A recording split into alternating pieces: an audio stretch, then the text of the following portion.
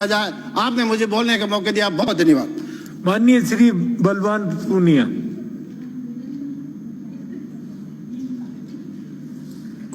सभापति महोदय, आजादी से पहले जमीन किसकी होगी, जोतने वाले की होगी, इस बात के नारे लगते थे। देश आजाद हुआ, आजादी के बाद एक दशक बाद देश में नारे लगने लग गए कि आजादी झूठी है, देश की जनता भूखी।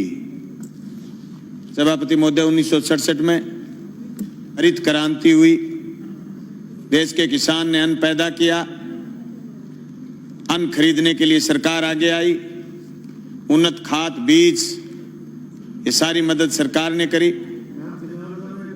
सभापति महोदय, सरकार ने बैंकों का राष्ट्रीयकरण किया, किसान को सस्ते में कर्ज दिया, सरकारी कंपनियां स्थापित की गई, रशिया की मदद से देश में उन्नत फार्म स्थापित किए गए।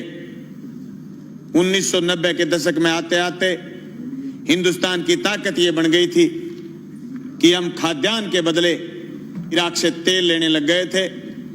उसी तेल की ताकत से हिंदुस्तान में उद्योग आगे बढ़ा। 1991 के बाद विश्व बैंक की दादागिरी दुनिया में बढ़नी शुरू हुई। 1993-94 में हमारे देश के उस समय के विपक्ष के नेता जब अमेरिका में गए तो ये कह के आए कि जो नीतियां मनमोहन सिंह जी लागू कर रहे हैं ये तो हम लागू करने वाले थे।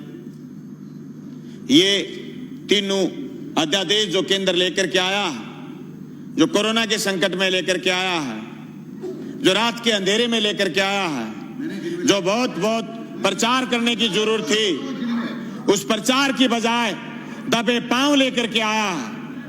ये तीनों अध्यादेश जो कानून की शक्ल ले चुके, जिस अध्यादेश के बल पर ये बात कह रहे हैं कि हम देश के किसान का भला करने वाले हैं, अभी बिहार में पता चल जाएगा। बिहार में इनका ट्रायल है।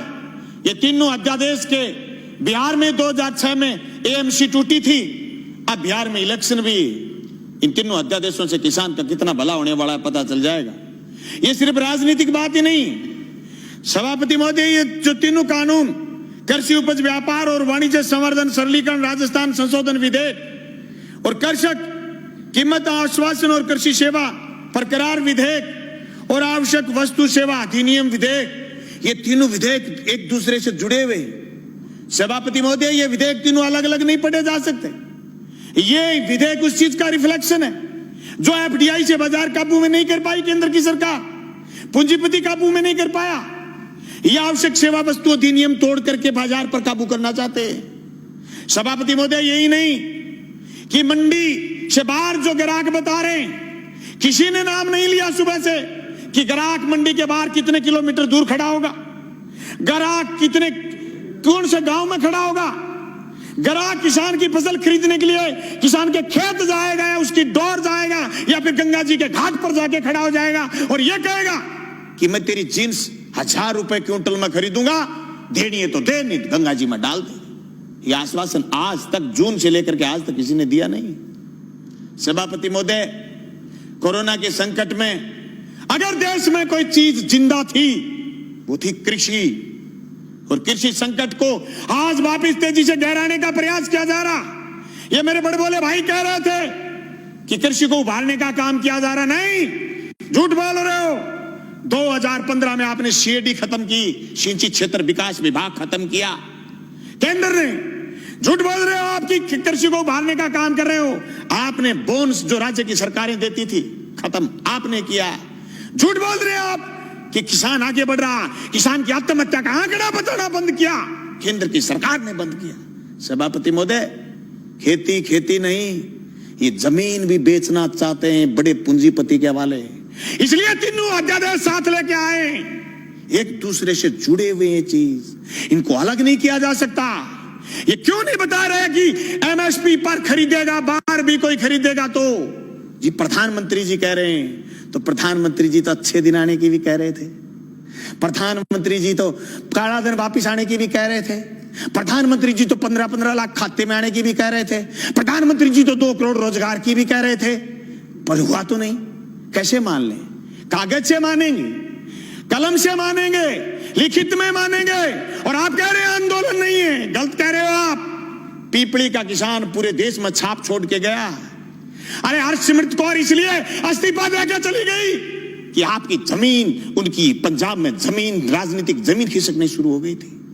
तुम क्या सोचते हो कि राजस्थान में किसान सड़क पर क्यों नहीं आया?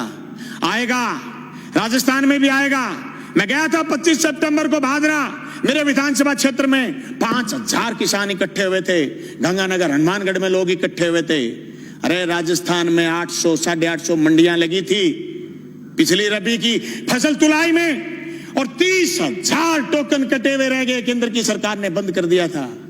राजफेड खरीद लेगी तो नेफेड नट जाएगी, इनकार कर देगी। अभी मूंगफली किसमें ये किया? ये तो अध्यादेश बुलाने के लिए, सदन बुलाने के लिए बात आ गई, और माननीय उपनेता विपक्ष के और इन्होंने ये प्रयास किए होंगे कि मूंगफली की खरीद शुरू करो, नहीं तो केंद्र ने हाथ उठाने शुरू कर दिए। सभापति महोदय, इन कानूनों से न सिर्फ बड़े पूंजीपति बल्कि नए सरमाएदार पैदा हो रहे हैं। वो सरमाएदार जो अभी तक सिर्फ ऊर्जा में थे, सिर्फ पावर में थे, सिर्फ दूसरे संसाधनों में थे, वो एयरपोर्ट खरीद रहे थे, वो रेल खरीद रहे थे, वो जमीन पर कब्जा करने के लिए ये कानून केंद्र की सरकार से बनवाने में कामयाब हुए हैं। सभापति महोदय, देश में सिर्फ दाढ़ी बढ़ाने से कोई रविंद्रनाथ टैगोर नहीं हो जाता, सिर्फ इनकलाब बोल देने से भगत सिंह नहीं हो जाता, सिर्फ सत्य की और अहिंसा की बात करने से गांधी नहीं हो जाता। गांधी और टैगोर और भगत सिंह बनने के लिए जो त्याग और बलिदान की जरूरत है, उसकी कमी है आज। उस कमी को हमें स्वीकार करना पड़ेगा।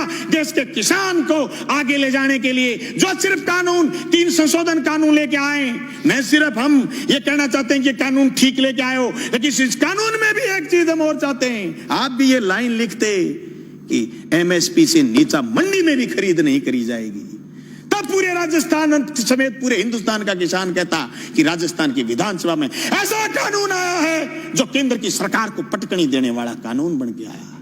मैं समझता हूं मेरा यह प्रस्ताव आप स्वीकार करें।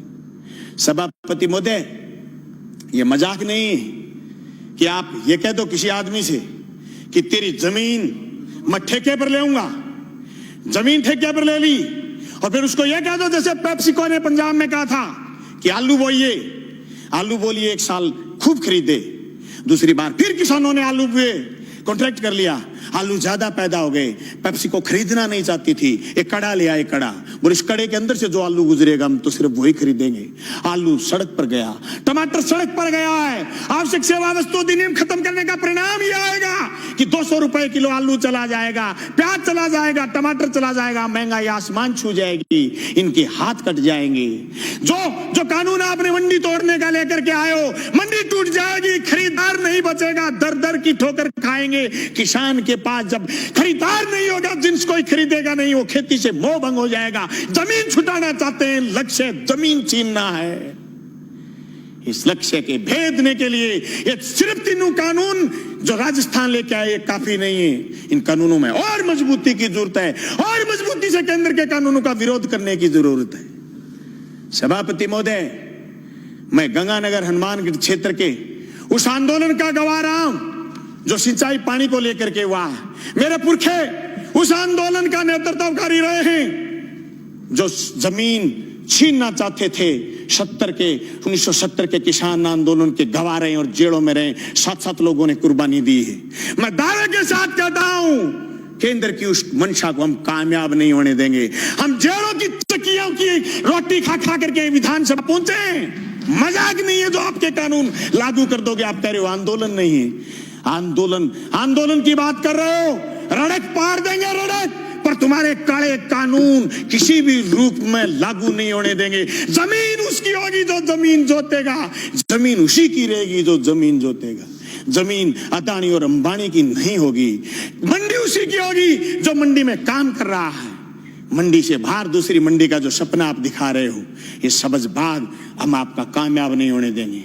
सभापति महोदय, मैं उस नहरी क्षेत्र का किसान हूं जहां आज से 20 साल पहले सीएडी ने खाड़े बनाए थे। जब मैं मंत्री जी से मिला, सिंचाई मंत्री से कि हमारे खाड़ों की मरम्मत करो, बोले केंद्र ने सीएडी बंद कर दी, हमारे लिए ये मौत का फरमान है। ये तीनों कानून भी मौत के फरमान है। सभापति महोदय, मैं ये कहना चाहता हूं, ये सिर्फ 3 कानून यही नहीं है, भविष्य के कानून और बता रहा हूं। नया बिजली का कानून लेकर के आएगा केंद्र। सारे हिंदुस्तान की पावर अदानी को सौंपने का मन बना रखा है। अंबानी को, अदानी को देश लुटाना चाहते हैं। एनजीटी पर स्पेशल कानून लेकर के आ रहे हैं। पर्यावरण पर कानून लेकर के आ रहे हैं। पर्यावरण के नाम पर जो आसाम से कोयला नहीं खोद पाए थे, उसके खिलाफ भी एक कानून लेकर के आ रहे हैं। ये देश की संपदा को लुटाना चाहते हैं या झूठ बोल रहे हैं। एयरपोर्ट उनको दे दिए, रेल उनको दे दी, तेल उनको दे दिया, या झूठ बोल रही है, जल और जंगल जमीन देना चाहते हैं। हम इसकी मुखालफत करते हैं। न सिर्फ मुखालफत राजस्थान की विधानसभा में करते हैं, सड़क पर करेंगे, लड़ेंगे, सीने में गोली खाएंगे, पर जमीन नहीं जाने देंगे। इनकलाब जिंदाबाद।